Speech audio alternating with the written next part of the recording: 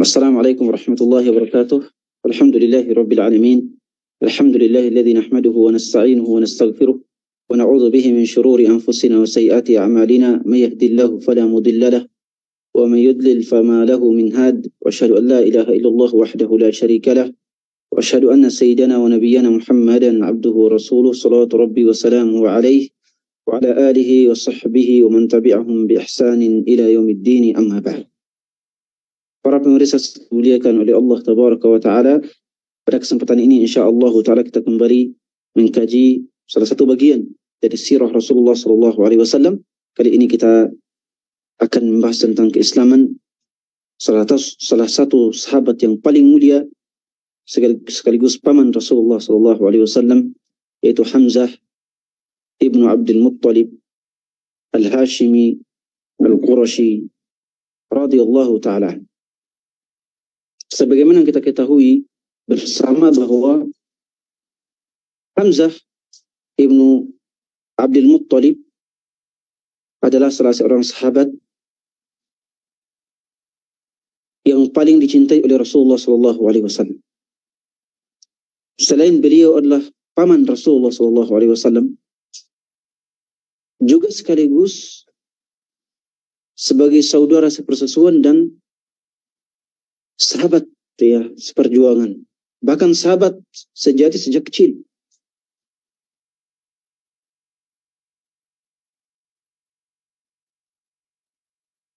Mereka berdua sejak kecil telah bersama-sama, hidup bersama, dan tumbuh bersama hingga besar. Ketika Rasulullah SAW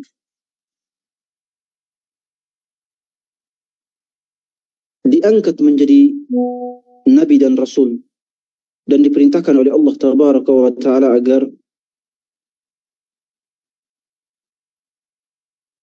menyebarkan, mendakwahkan Islam ini di kalangan kaum Quraisy, Hamzah ibn Abdul Muttalib pada saat itu tidak terlalu perhatian dengan dakwah Nabi Muhammad SAW. Hal ini disebabkan beberapa alasan. Di antaranya bahwa kebanyakan pemuda kaum Quraisy pada saat itu, atau kebanyakan para pemuda dan juga beberapa kalangan kaum Quraisy pada saat itu tidak terlalu perhatian dengan agama yang dibawa oleh Muhammad SAW. Artinya tidak peduli, baik untuk menghalanginya ataupun untuk menerimanya. Banyak kalangan kaum Quraisy yang tidak peduli dengan hal-hal yang seperti itu. Bagi mereka adalah yang terpenting hanya bisa mencari nafkah, yang terpenting hanya untuk bisa pergi berburu, berburu rusa, kelinci, berburu bahkan singa dan sebagainya, untuk dimanfaatkan, misalnya dimanfaatkan kulit dan tulangnya. Intinya bahwa alasan ini adalah salah satu alasan yang membuat Hamzah dan juga banyak kalangan dari pemuda kaum Quraisy tidak terlalu peduli dengan penyebaran agama Islam pada saat itu. Tidak peduli dengan dakwah Muhammad SAW. Selain itu, ketidakpedulian mereka juga memiliki alasan bahwa penghalangan terhadap agama Muhammad ini sudah dimonopoli oleh para pemuka kaum Quraisy. Para pemuda tidak perlu ikut campur dalam hal-hal yang seperti ini. Juga bagi mereka adalah mengikuti agama Muhammad SAW akan bertentangan dengan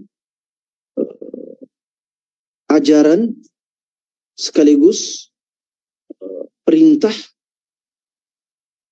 dan ultimatum para pemuka kaum Quraisy.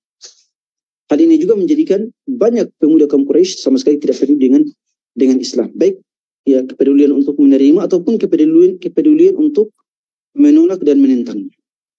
Di antara pemuda tersebut adalah Hamzah ibn Abdul Muttalib. Walaupun beliau adalah paman Rasulullah SAW, sekaligus sahabat beliau, juga sepupu beliau, ya, karena Hamzah ibn Abdul Muttalib radhiyallahu an, ikatan kekeluargaan beliau dengan Rasulullah SAW, ya, dari pihak ayah, ya, beliau adalah paman Rasulullah SAW karena merupakan adik dari ayah beliau Abdullah. Sedangkan dari pihak ibu, maka Hamzah ibn Abdul Muttalib adalah sepupu dua kali Rasulullah SAW. Karena ibu Rasulullah adalah Aminah bintu Wahab ibn Abdi Manaf. Ya, Aminah bintu Wahab ibn Abdi Manaf. Sedangkan ibu dari Rasulullah, ibu dari Hamzah ibn Abdul Muttalib adalah Halah bintu Wahab ibn Abdi Manaf.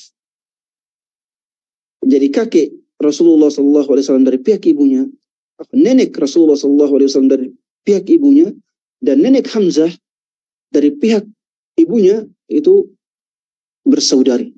Ya. Makanya dari pihak ibu, Hamzah dan Rasulullah SAW sepupu dua kali.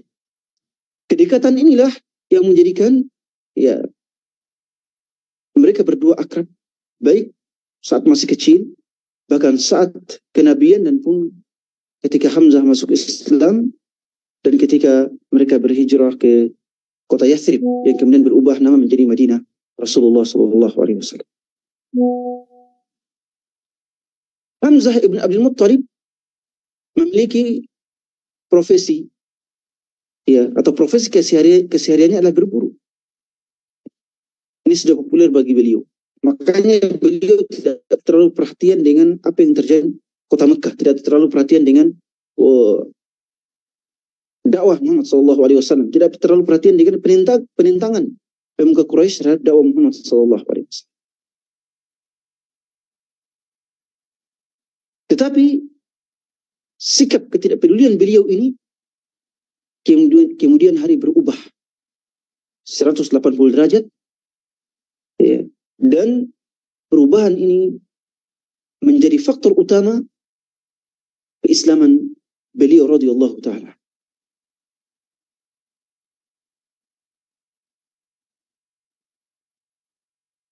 Suatu ketika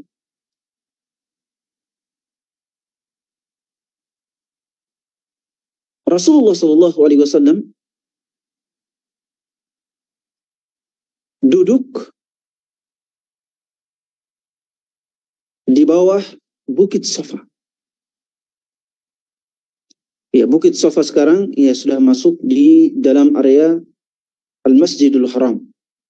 Ya, sekarang ya Bukit Safa, ya, dan Marwah menjadi, ya, dua bukit yang dijadikan sebagai tempat sa'i.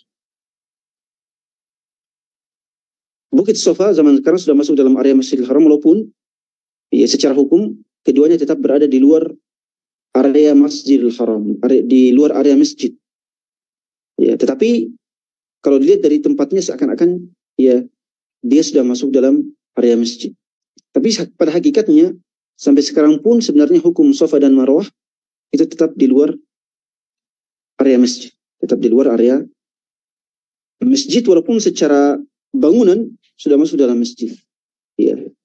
Ini sama halnya dengan kuburan Rasulullah SAW. Secara tempat kita katakan, ya, sudah masuk dalam area masjid, tapi secara hukum itu tetap berada di luar masjid, ya, karena ada tembok, ya, atau pagar yang membatasi antara keduanya. Suatu ketika Rasulullah SAW duduk atau melewati Bukit Safa.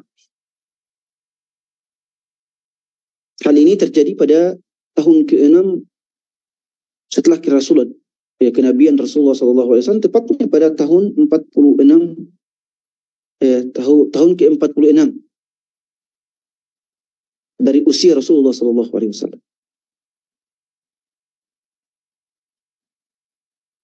Dan Hamzah saat itu berusia 48, karena Hamzah lebih tua 2 tahun dibandingkan dengan Rasulullah SAW. Ketika Rasulullah melewati atau duduk di Bukit Safa, datanglah Abu Jahal, Amr ibn Hisham al-Makhzumi al-Qurashi. Kita ketahui bersama bahwa Abu Jahal adalah pemuka kaum Quraisy yang paling membenci dan memusuhi dakwah Rasulullah SAW di kota Mekah Al-Mukarramah. Abu Jahal ya, adalah pemuka kaum musyrikin kota Mekah pada saat itu. Abu Jahal kemudian melewati atau menemui Rasulullah SAW di Bukit Safa. Lalu mencela dan mencaci maki, ya, kita ketahui bersama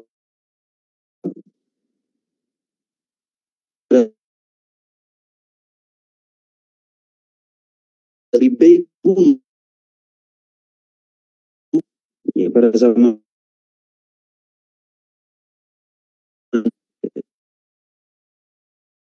pada kehormatan kemuliaan. Bahkan zaman dahulu orang lebih relakan, ya, itulah budaya pada zaman dahulu, ya, atau budaya. Makanya pada zaman dahulu orang yang mencela hukumnya adalah hukum bunuh. Abu Jahal ketika menemui Rasulullah SAW di Bukit Safa, beliau langsung mencela dan mencaci maki Rasulullah SAW. Dan celaannya ini berlangsung beberapa menit, ya. Celaan yang sangat buruk. Sampai-sampai kaum Quraisy yang musyrik pada saat itu yang mendengar celaan ini pun merasa tersakiti dengan celaan Abu Jahal. Ya. Tetapi Rasulullah SAW ketika mendengar celaan ini, beliau hanya berdiam diri. Rasulullah hanya berdiam diri dan tidak membalas celaan apapun. Karena Rasulullah SAW mungkin berpikir bahwa kalau beliau membalas celaannya, ya tidak ada gunanya pada saat itu. Wa ibadur rahmani alladhina yamshuna 'alal ardi hauna wa idza khatabahumul jahiluna qalu salam. Dan merupakan ciri hamba Allah yang bertakwa, yang saleh, adalah kalau dicela maka dia akan membiarkannya begitu saja.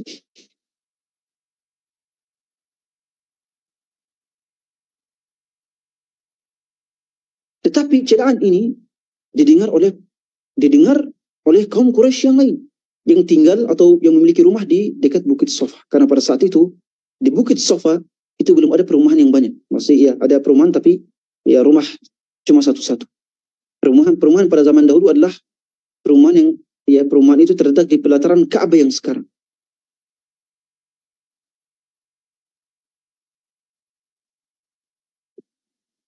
Kaum Quraisy yang mendengar celaan ini merasa tersakiti dengan celaan Abu Jahal terhadap Rasulullah SAW. Walaupun celaan tersebut tidak ditujukan kepada mereka, tetapi karena celaan ini sangat sadis, ya, maka mereka juga merasa tersakiti. Oleh sebab itu, ada seorang perempuan saat itu, perempuan budak, ya, yang kemudian bertekad untuk melaporkan hal ini kepada kerabat Rasulullah SAW. Ya, bertekad untuk melaporkan celaan ini kepada kerabat Rasulullah SAW.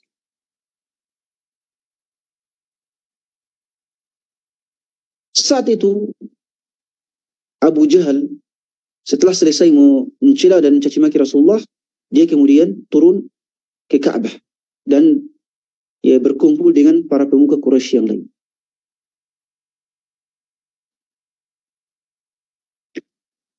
Tidak berselang lama kemudian Hamzah ibn Abdul Muttalib pulang dari berburu. Kebiasaan Hamzah ibn Abdul Muttalib pada saat itu ketika balik dari berburu adalah tawaf dulu di Ka'bah sebelum pulang ke rumah. Tawaf dulu di Ka'bah dia 7 kali sebelum pulang ke rumah. Ketika Hamzah pun dia Dia melewati Bukit Safa yang sebelumnya ada kejadian antara Abu Jahal dengan Rasulullah SAW. Tentunya Abu Jahal dan Rasulullah sudah meninggalkan Bukit Safa. Ketika melewati Bukit Safa, wanita budak hamba saya yang tadi mendengar celaan Abu Jahal terhadap Rasulullah SAW, kemudian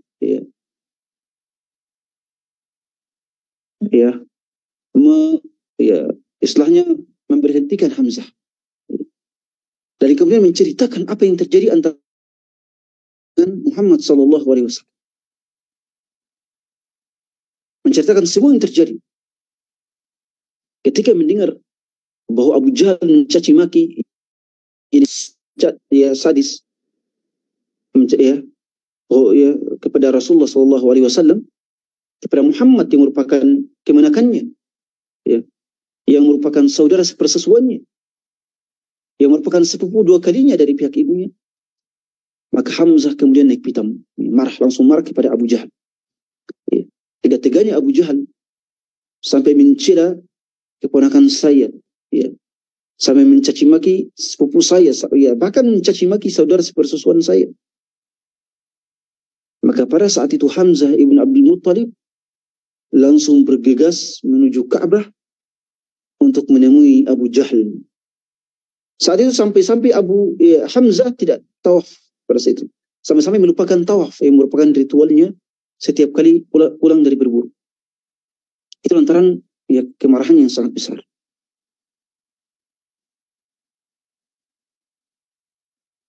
Beliau kemudian turun ke Ka'bah, karena Jabal Safa letaknya lebih tinggi daripada Ka'bah, turun ke Ka'bah dan kemudian langsung menemui Abu Jahal.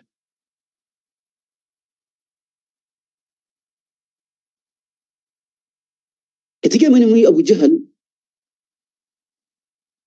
hal yang pertama kali dilakukan oleh Hamzah ibn Abdul Muttalib adalah memukul kepala Abu Jahal. Memukul kepala Abu Jahal sampai berdarah, sampai berdarah.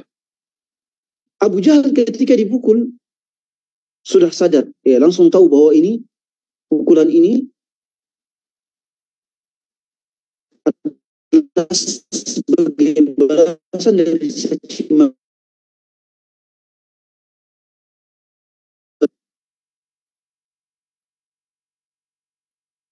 Makanya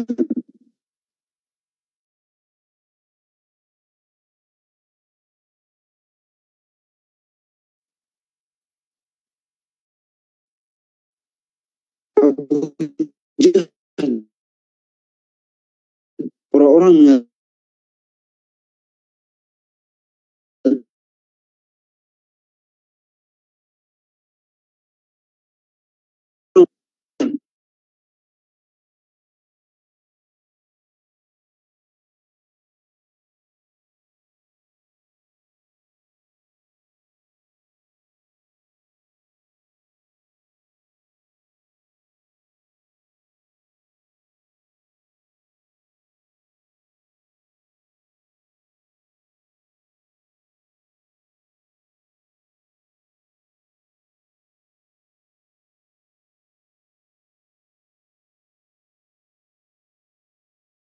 ini langsung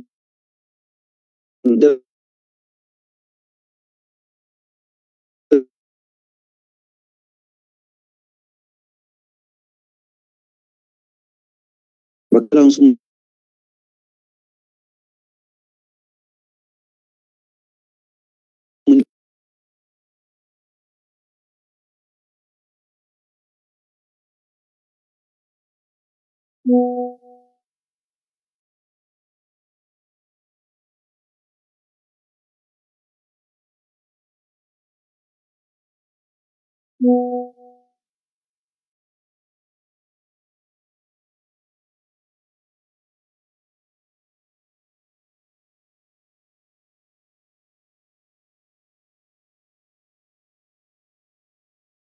kemudian mengatakan,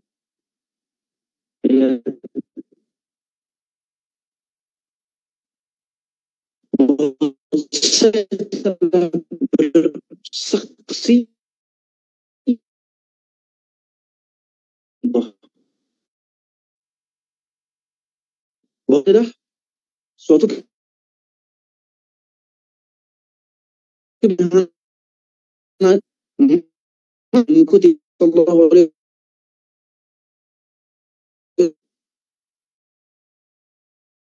itu tidak ada yang dari ya mengatakan Aba Umarah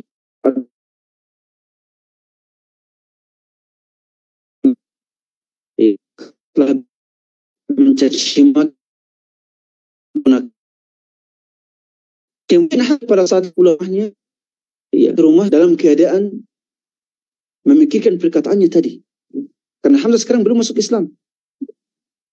Perkataan yang diucapkan tadi bahwa dia telah masuk Islam, ya pikiran ini terus berkecamuk dalam pikirannya. Ya, apakah yang saya ucapkan tadi benar-benar keluar dari hatiku atau ya karena lantaran amarah? Maka pada malam itu, ya pada hari itu Hamzah tidur dalam keadaan bimbang.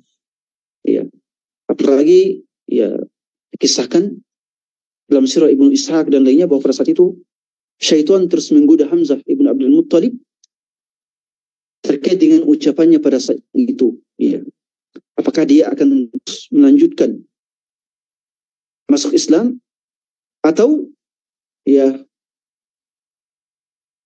tidak akan masuk Islam. Maka keesokan harinya dia kemudian mendatangi Muhammad sallallahu alaihi wasallam. Saya dibimbangkan.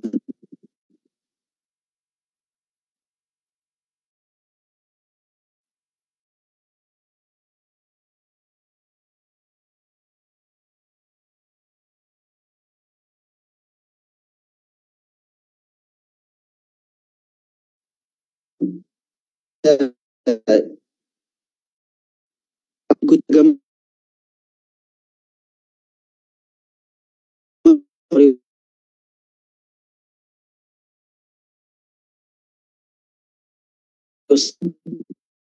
menjadi semakin nyata.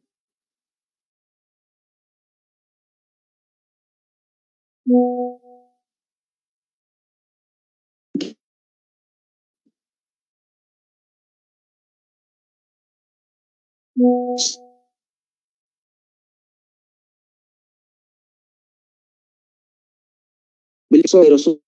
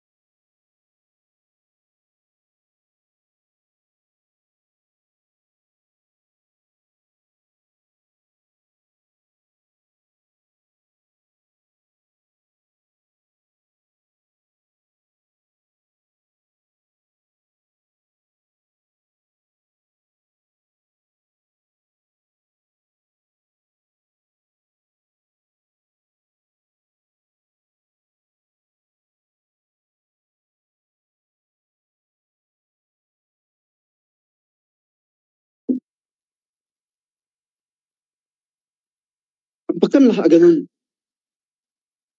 Jangan lagi berdakwah secara sembunyi-sembunyi, tetapi berdakwah di seluruh muka kaum Quraisy secara terang-terangan. Hamzah mengatakan, fa wallahi ma uhibbu anna li ma adaltuhu as-sama'u ma adallathu as-sama'u wa anni ala dini al-awwal. Ma uhibbu anna li ma adallathu as-sama' wa anni ala dini al-awwal. Yani demi Allah, mulai hari ini saya tidak suka ada di bawah langit kecuali setelah masuk ke dalam agamamu dan meninggalkan agama nenek moyang saya. Sebab itu, ya, Rasulullah SAW kemudian berdakwah secara terang-terangan. Apalagi beberapa hari, dikisahkan 3 hari setelah keislaman Hamzah, Umar ibn Khattab radhiyallahu anhu pun mengikrarkan keislamannya. Dengan keislaman Hamzah dan keislaman Umar ibn Khattab, Islam pun kemudian menjadi lebih kuat dibandingkan dengan yang sebelum-sebelumnya. Bahkan Rasulullah dan para sahabat bisa atau sudah mampu untuk berdakwah secara terang-terangan di kalangan kaum Quraisy. Masuk Islamnya Hamzah menjadi salah satu peristiwa penting dalam Islam yang dengannya gangguan, rintangan, penyiksaan kaum Quraisy terhadap kaum muslimin semakin berkurang. Ya, semakin berkurang. Ya, ini sekaligus menjadi pelajaran bagi kita bahwa masuk Islamnya sosok-sosok pemberani, sosok pemberani, tokoh-tokoh besar ke dalam Islam, ya, menjadi sesuatu peristiwa dan juga sebagai sebab yang akan menjayakan, memenangkan, ya, agama Allah Tabaraka wa Ta'ala. Demikian, ya, kisah Islamnya Hamzah ibn Abdul Muttalib ini, semoga, ya, bisa memberikan inspirasi dan tambahan ilmu bagi kita semua. Subhanakallahumma bihamdik, asyhadu an la ilaha illa ant, astaghfiruka wa atubu ilaik, wa akhiru da'wana alhamdulillahi rabbil alamin. Wassalamualaikum warahmatullahi wabarakatuh.